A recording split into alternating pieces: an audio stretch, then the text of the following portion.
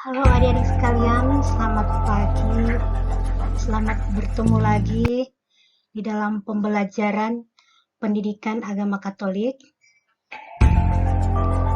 untuk kelas 7. Nah, Ibu berharap kalian semua dalam keadaan sehat, walafiat, dan tetap semangat untuk belajar. Nah, adik-adik memulaikan pembelajaran di pagi hari ini, marilah terlebih dahulu kita berdoa. Doa pembukaan.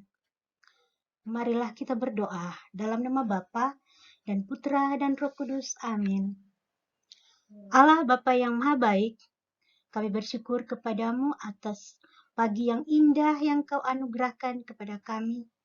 Terlebih kami bersyukur karena Engkau membekali kami dengan berbagai kemampuan.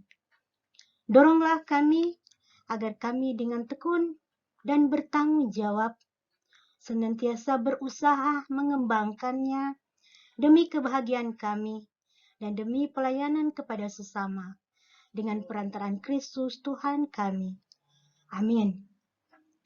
Nah, adik-adik,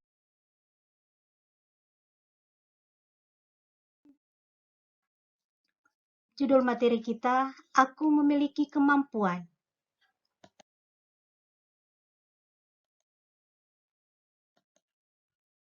Inilah tujuan pembelajaran yang pertama. Tujuan pembelajaran yang pertama, menginventarisasi berbagai kemampuan yang dimiliki. Yang kedua, menyebutkan usaha-usaha yang perlu dilakukan untuk mengembangkan kemampuan diri. Dan yang ketiga, menjelaskan usaha manusia untuk mengembangkan talenta yang dimiliki berdasarkan refleksi atas Injil Matius pasal 25 ayat 14 sampai dengan ayat 30. Dan yang berikut, tujuan yang berikut, menyusun doa syukur atas kemampuan yang dimiliki.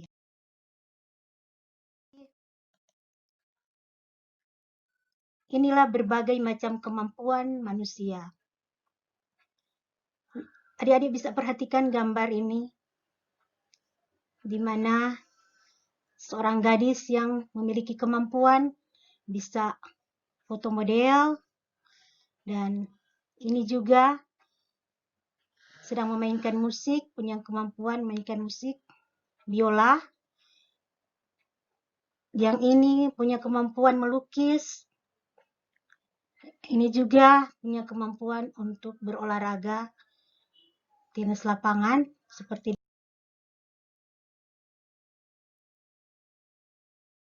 memiliki kemampuan bernyanyi, memiliki kemampuan sepak bola, memiliki kemampuan menggunakan gitar, memainkan organ, memainkan seruling, menari tarian adat, menyanyi dan memainkan musik. Ini juga punya kemampuan untuk menjahit. Nah, itulah beberapa contoh kemampuan-kemampuan manusia. Nah, adik-adik, dari kemampuan-kemampuan itu, kalian juga punya kemampuan. Dan coba Anda lakukan aktivitas berikut. Yang pertama, tuliskan pada format bagian A berbagai kemampuan yang kamu miliki sesuai yang kamu sendiri ketahui. Ini yang bagian A, kamu tulis apa kemampuan-kemampuan kamu. Dan format bagian B, pada format B, tanyakanlah dua orang temanmu untuk menyebutkan kemampuan-kemampuan yang kamu miliki. Tanya kepada dua orang temanmu, apa yang menjadi kemampuan. Dan lanjut. Nah, adik-adik, dari kemampuan-kemampuan yang kamu miliki itu, usaha apa sih yang kamu lakukan? Adapun usaha-usaha yang dilakukan untuk mengembangkan kemampuan antara lain, yang pertama, yaitu melatih diri terus-menerus tanpa takut salah atau gagal.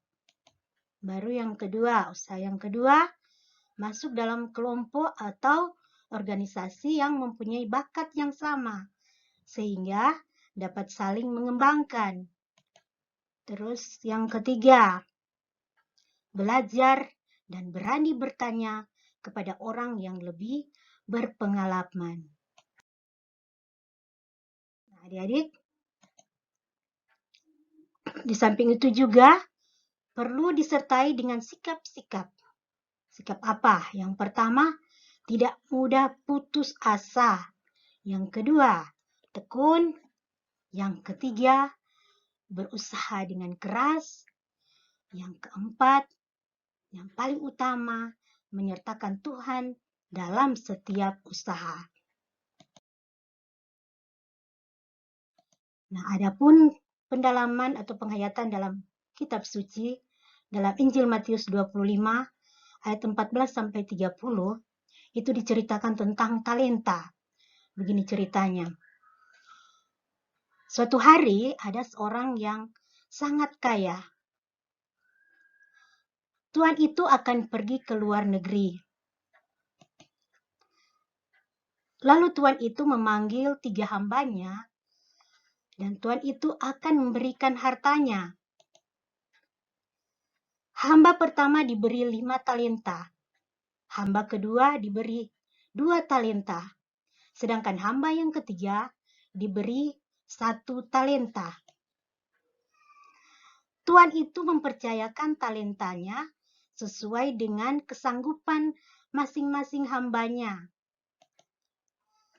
Kemudian pergilah tuan itu ke luar negeri dan meninggalkan ketiga hambanya. Hamba pertama mengusahakan 5 talenta itu dan mendapatkan 5 talenta lagi. Hamba yang kedua diberi 2 talenta dan mendapatkan 2 talenta lagi. Nah, adik-adik yang terkasih, hamba yang ketiga yang diberi 1 talenta, karena dia takut, dia kemudian menggali lubang dan menyembunyikan talenta tersebut. Suatu hari, tuan itu kembali pulang dan akan mengadakan perhitungan dengan ketiga hambanya. Lalu tuan itu memanggil ketiga hambanya, dan ketiga hambanya kemudian menunjukkan talentanya masing-masing. Tuan itu memuji hambanya yang pertama dan yang kedua karena mereka telah setia, dan kemudian mereka pun diberi talenta yang lebih banyak.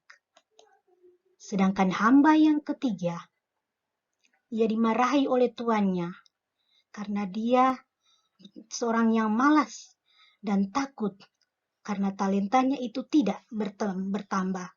Karena takut, akhirnya talentanya itu tidak bertambah.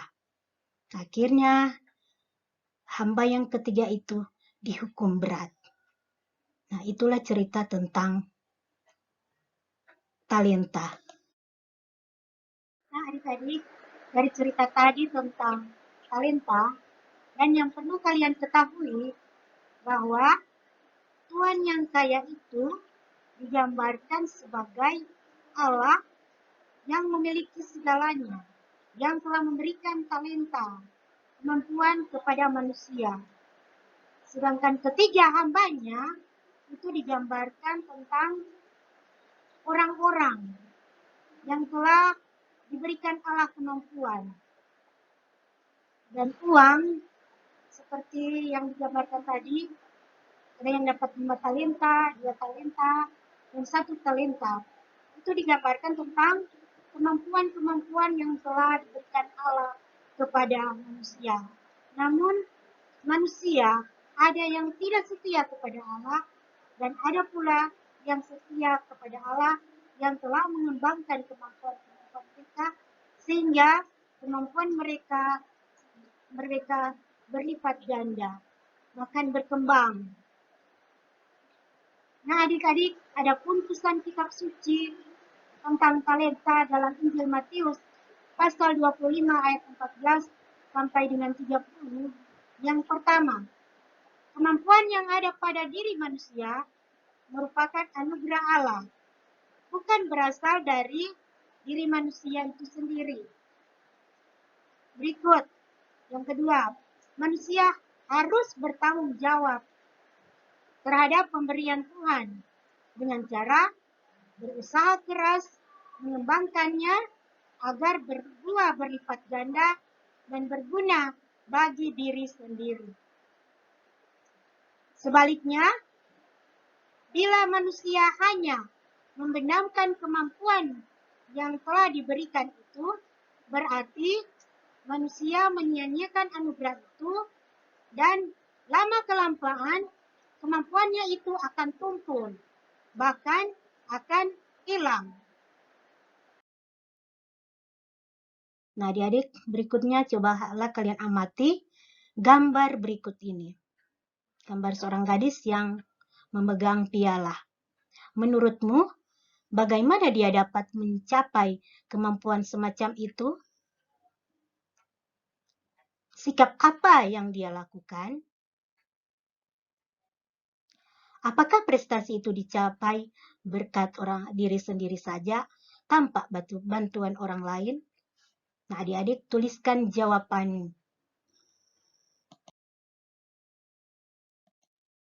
Pertanyaan berikut yang perlu kalian jawab. Apa pesan kitab suci dalam Injil Matius pasal 25 ayat 14 sampai dengan 30?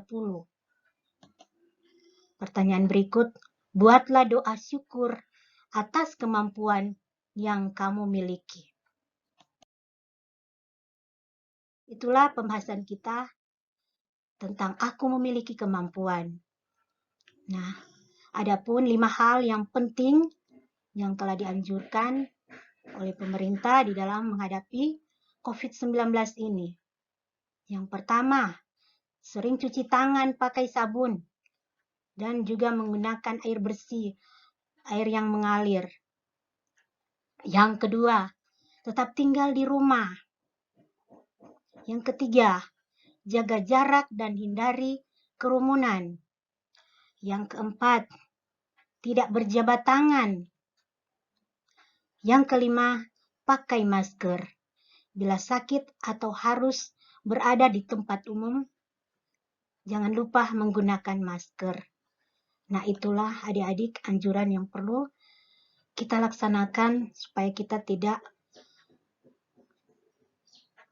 kena penyakit COVID-19 yang sekarang ini